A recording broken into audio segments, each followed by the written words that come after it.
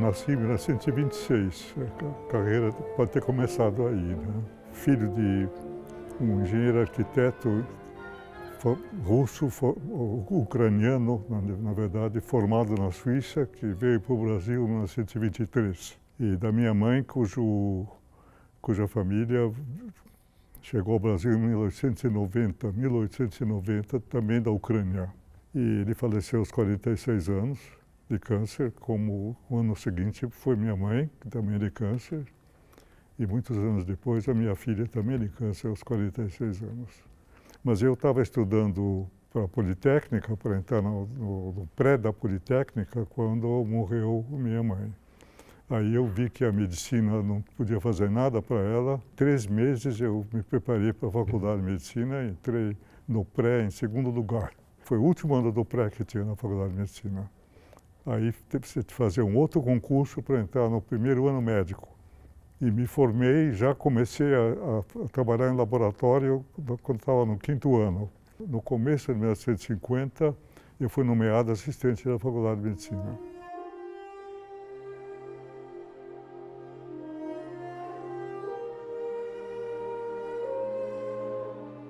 E continuei aí até 64. Tive uns alunos fantásticos, alguns deles. Fiz pesquisa lá com os alunos.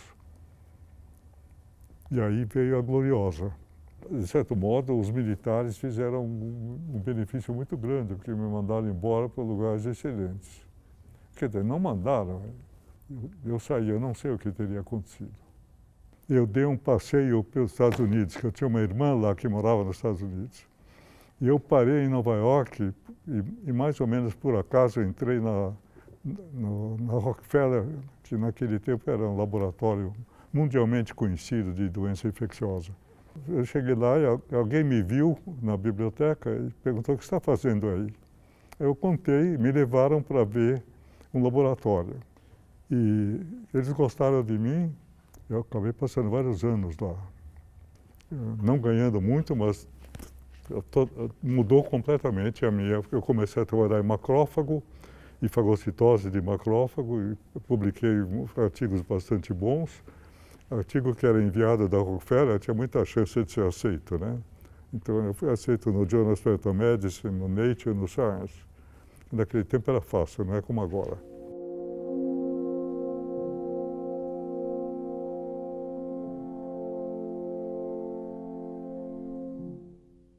E aí fiquei 5 anos lá. Quando vi que o salário não dava, me fizeram professor associado da Rockefeller e eu fui para a New York University. Fiquei 15 anos na New York University, formei uns alunos muito bons, estava mais ou menos feliz, mas aí veio uma oferta do Instituto Pasteur e eu fui para o Pasteur. Eu passei mais 10 anos no Pasteur.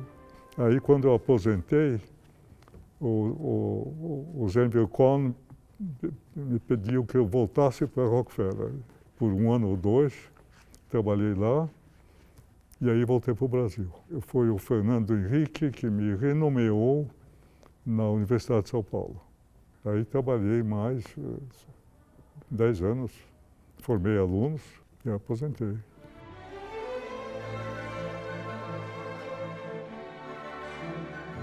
A responsabilidade da universidade é fazer ciência pura e fazer ciência aplicada também. E dirigir essa ciência aplicada de acordo com a indústria.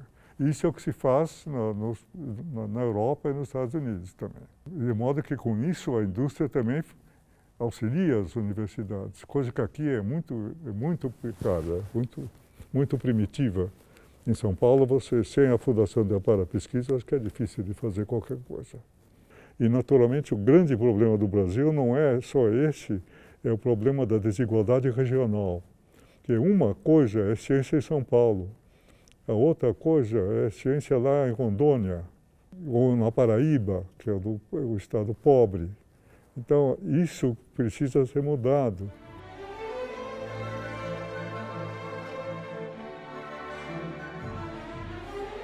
Eu sempre achei que a ciência era aquilo que eu queria fazer e eu tive a sorte de poder fazê-la. Nunca me queixei. A gente teve dificuldades, teve brigas, teve coisas que não deviam acontecer, mas acontecem.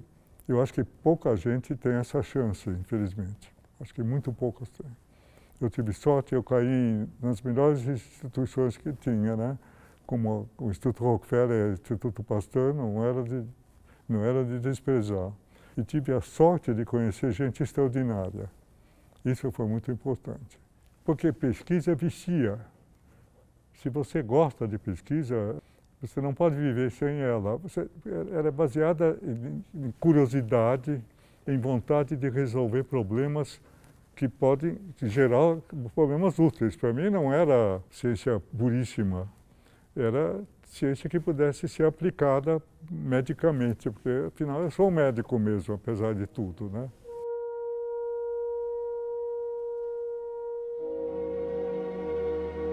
A atividade científica deve ser muito ligada a isso, que ciência é para espalhar, não é para ficar enclausurada.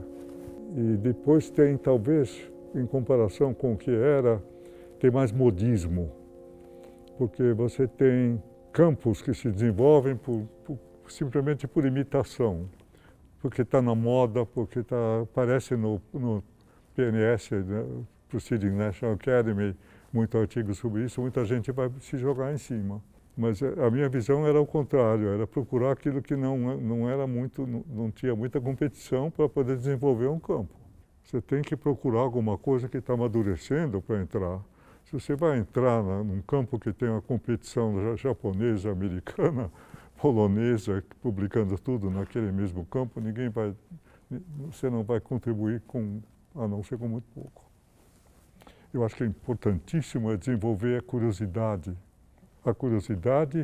e a maneira de pensar para responder às perguntas. Se você não fizer boas perguntas, você nunca vai fazer ciência. Você vai fazer uma ciência de cópia. Você tem que fazer perguntas que avancem o conhecimento. Tem gente que falava das experiências da sexta-feira. O cientista que faz a sua vida normal tem seus projetos aprovados. Alguns deles dizem, na sexta-feira, quando me instalar uma ideia de uma curiosidade, eu vou fazer uma experiência. Isso permite que você descubra coisa que você não espera. Não precisa esperar que as descobertas sejam todas planejadas. A maioria das descobertas de verdade importantes não foram planejadas. Foram efeitos que foram descobertos por acaso quando o projeto era outro. E se você for ver a história da ciência, o grosso dela é assim.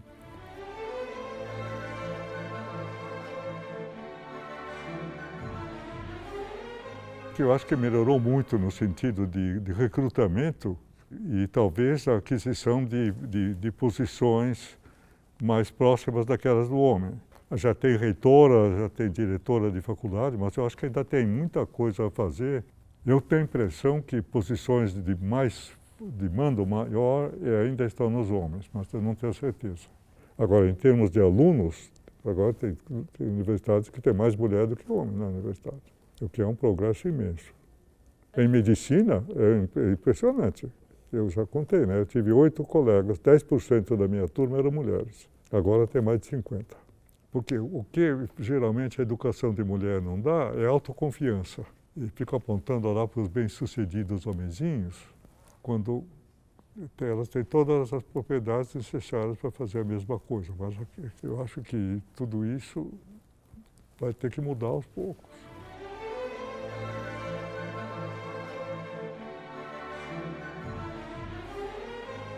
A minha relação com meus alunos era muito boa, era aberta, era informal e, quando possível, era engraçada. Era uma relação de família. Entravam no meu escritório a hora que quisessem para falar. Tinha franqueza. E tinha crítica também, tinha conselho. E tinha uma certa alegria de que o clima era bom. Durou anos e anos. Olha, foi um dos melhores períodos da minha vida, que foi longa.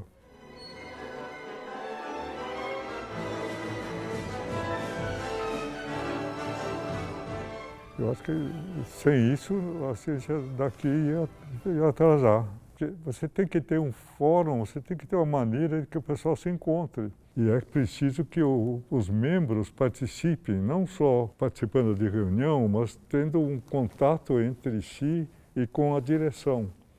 E quanto mais tiver, você tem um exemplo, você pega, não sei, você não precisa ver um prêmio Nobel, mas você vê um bom cientista, falar, você aprende muita coisa, né? Não só sobre o conteúdo, você aprende sobre a maneira como ele enxerga as coisas. Ciência tem que ter comunicação, se não tiver, não é uma coisa de mosteiro, aquilo acabou.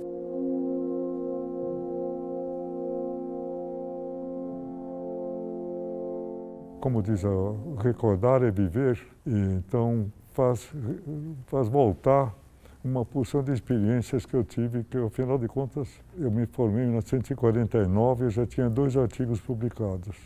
Faça a conta, dá 70 anos? É impressionante, impressionante. Eu vi o que era a ciência, eu vi uma boa ciência fora, eu tive muita sorte. Tive alunos extraordinários, alguns deles, não posso me queixar.